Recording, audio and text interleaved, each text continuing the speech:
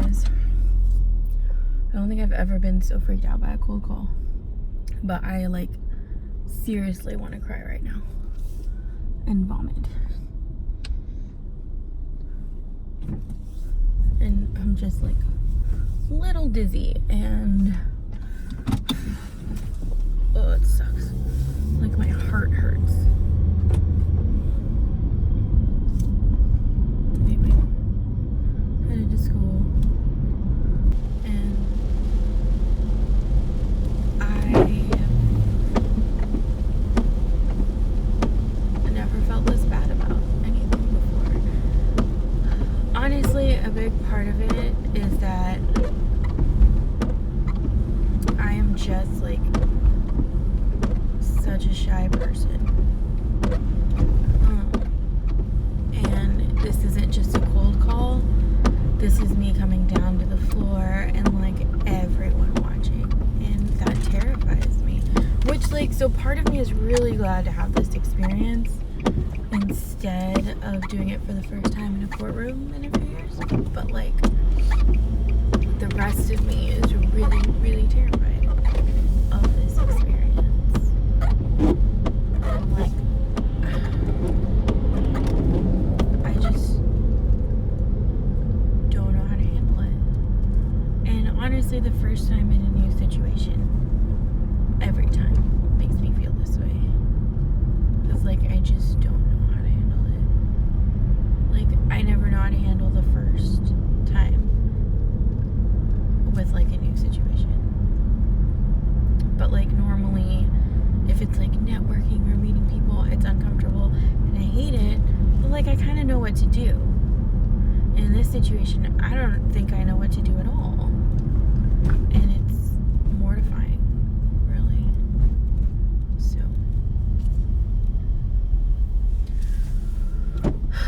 there's that. Like, and I think what I fear even more is like, because of how stressed I'm feeling, I'm afraid that the second he calls my name, if he does, I will cry a little bit. And I don't know how to deal with that. Because like, I'm not doing it because like I don't want to be called on, or because I'm not like confident in my work. Like the prep that I did, I feel pretty good about it. I just, I don't like to be in front of people. Like I don't like it. Which is so silly, and I know that. But I can't help it.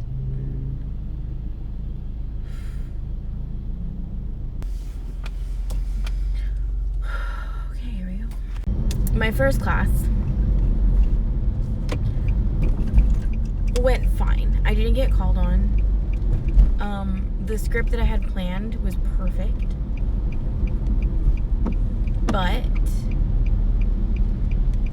I don't know that I could perform it. Because my nerves were so bad.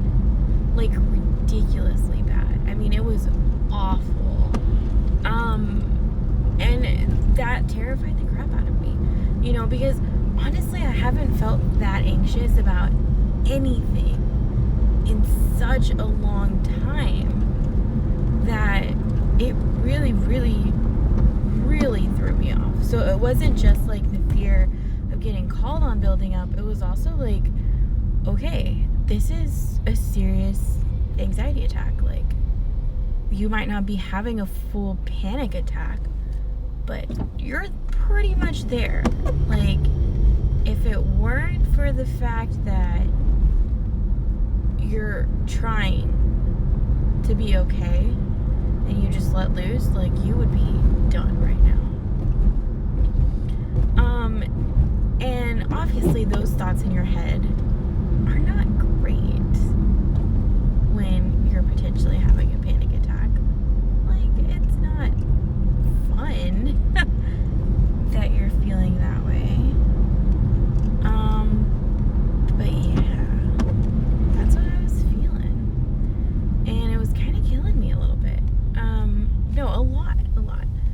because, like, and on top of the anxiety, it was killing me. Just because I kind of forgot how to deal with this. And so it's kind of something, I don't know if it's making it into a vlog or if I actually talked about it on camera or with someone else. Like, I don't even know anymore. But it's something I've thought about a lot. It's like there are tons of resources for the fact that you might be experiencing anxiety for the first time and stuff. Or maybe not resources, but like warnings and like, you know, what to do and stuff like that. But there's not a lot of talk about, warnings about, or anything like that, about the fact that, like, just because you have anxiety and you had it figured out does not mean that law school will not ruin you all over again. And, like, I experienced a little bit of that last year, but not a ton. And this year is significantly worse. So I'm working on it, but it's kind of terrifying. And my only issue is, like, it was nearly debilitating this morning. Like, if I had to gotten up there and done it, I would have done it. I would have stumbled through it. There's a chance there would have been tears, but it would have happened, you know? And I've always said, like, or I've said it since, for a good while now, it is not law school if there aren't tears somewhere. But I have never cried in public,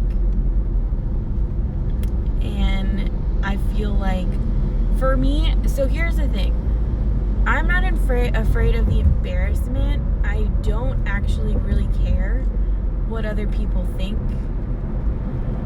I don't want them to think certain things, but I really am not gonna allow, like, their feelings to give me feelings about myself or make me feel any certain specific way about myself. Like, just because they feel that I'm that way does not mean I need to feel that I'm that way or anything like that. So I'm typically pretty, like, I really don't care about how you feel about me. I care more, or it's not that I don't care. It's just that if someone's going to base an opinion on me off of something like that, chances are I was never going to impress them or anything at any point.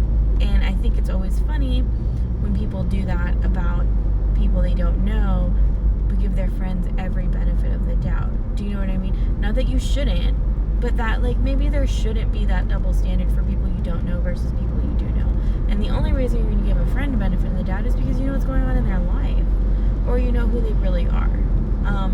And so for me, I just apply that logic to everyone. And I don't have a lot of need to be validated by someone who can't understand that there might be more than just I had a bad cold call. I don't know if that makes sense, or hopefully that wasn't offensive in some way.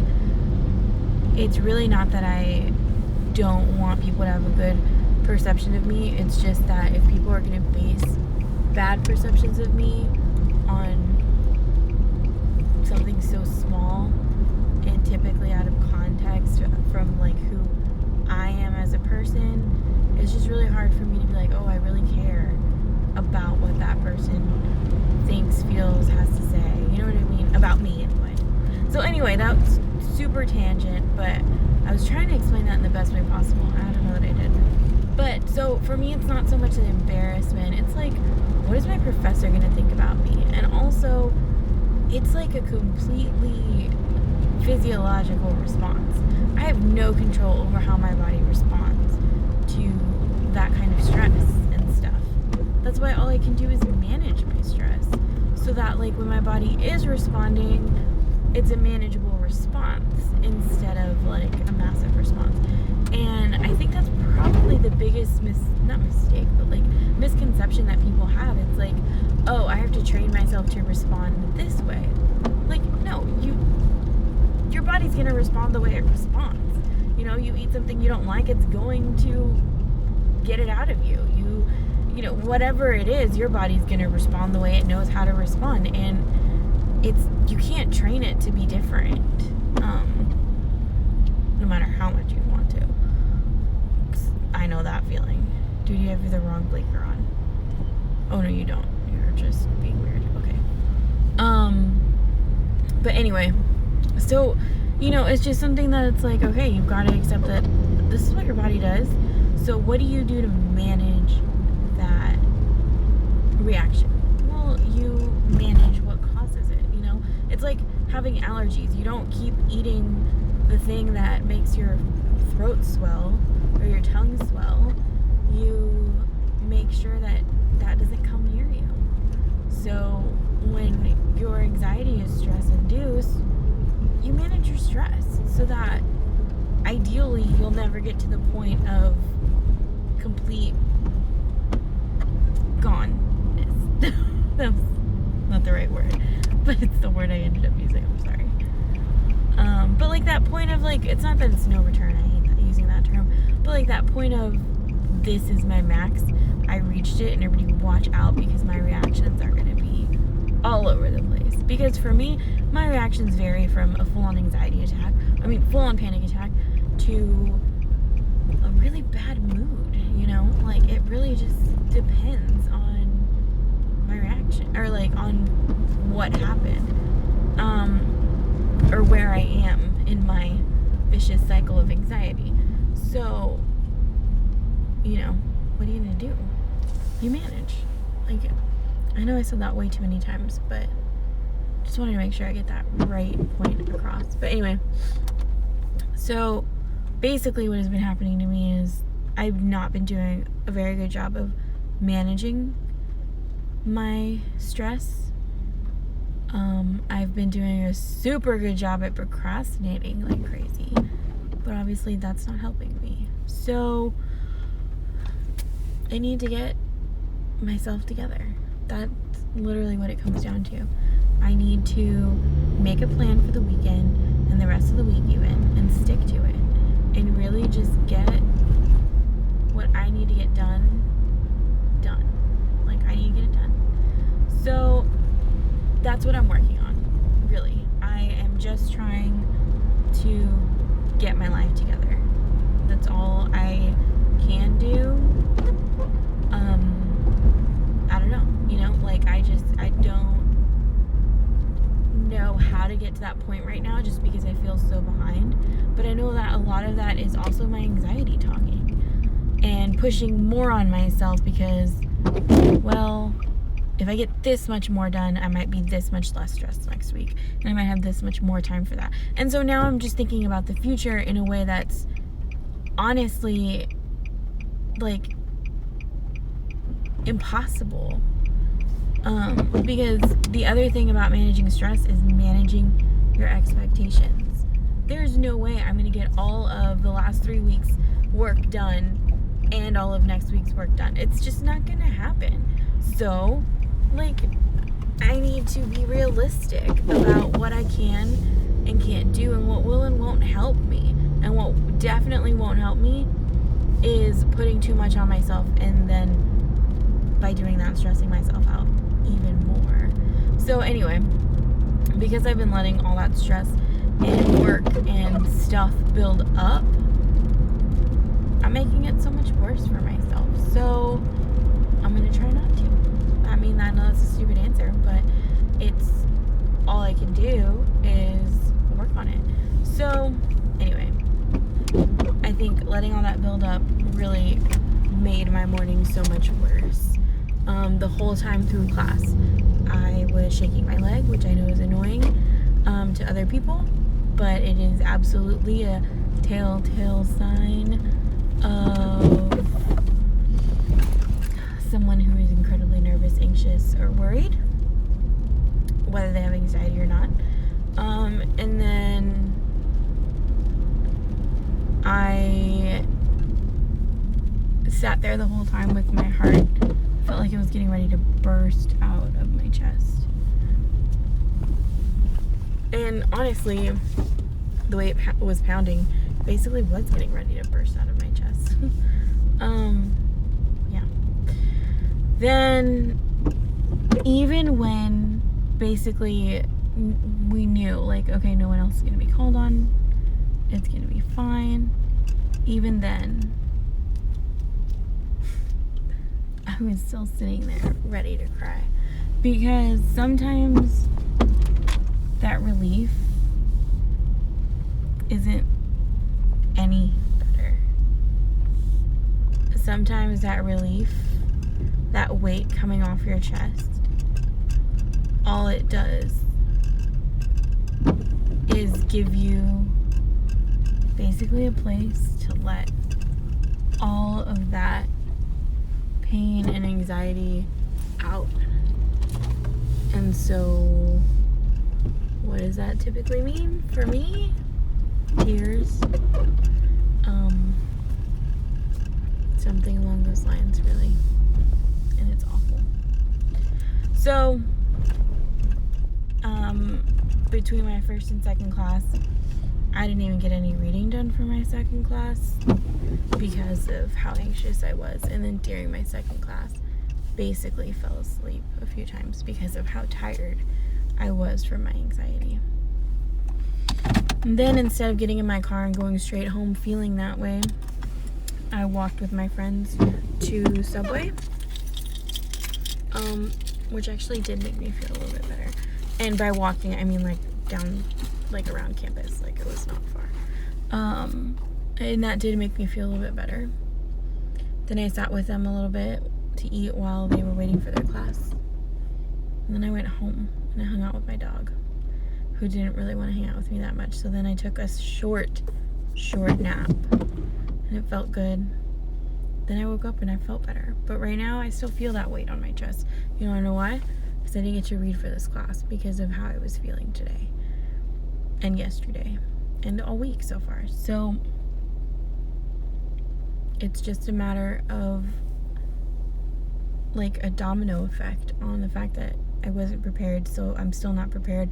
And even though I was super prepared and I could have been prepared if I had just like sat down for a couple of hours to figure it out this weekend.